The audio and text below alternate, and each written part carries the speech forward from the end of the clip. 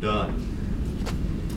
If visual aids and PowerPoint are the bane of modern public speaking, everybody seems to feel obligated to it, and it is so difficult to do well. And Julie had a technical disaster fall upon her that she had very little control over. That was your computer. Yeah, mine. Your computer, not your computer.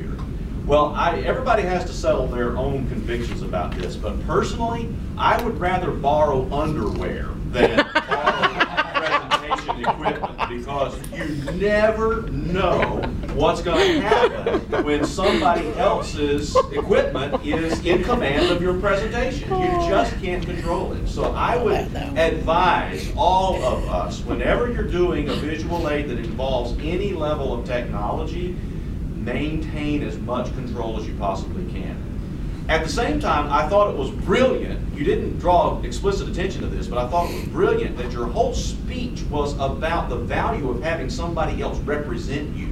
And you actually modeled that by having Lisa represent you in advancing your slides. You gave her a script to follow along so she knew when to advance the next element. She kept good time with it. And once we got past the initial hiccup with the technology, things flowed very smoothly.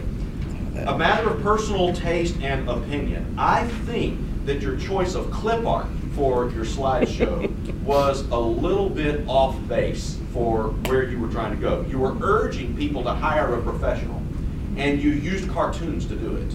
I think that clip art can serve a useful purpose wherever cartoons might add value to the message you're trying to get across. But in this context, I think you would have been better served if you had chosen photographs. They're harder to find, and it's a lot more difficult to do, but I think it would have added to you a bit better. I would also have appreciated if you had featured your name and your brand on each of your slides. Your title slide was very slick, and it would be a particular challenge to reduce that brand into a corner or maybe a watermark or some other way. I think you should have featured your brand on each one of your slides. It was a great example that you used with your own sale. You made that point very brilliantly. You probably would have done well if you, the one content advice I would give you is list several other examples of other cases where it pays to have someone else representing you. We live in a society that prizes do-it-yourself as almost a rite of passage and a testament to our manhood or our adulthood, but there are many other ways that having somebody represent us really pays off.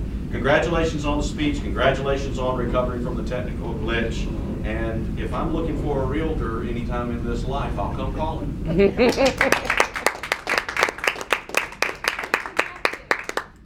time, I'd like to ask one of my evaluation team members, the timer, to give us a full-out report on all three portions of our meeting today. So I would like to know how our table topic speakers did, our main speakers, and our evaluators.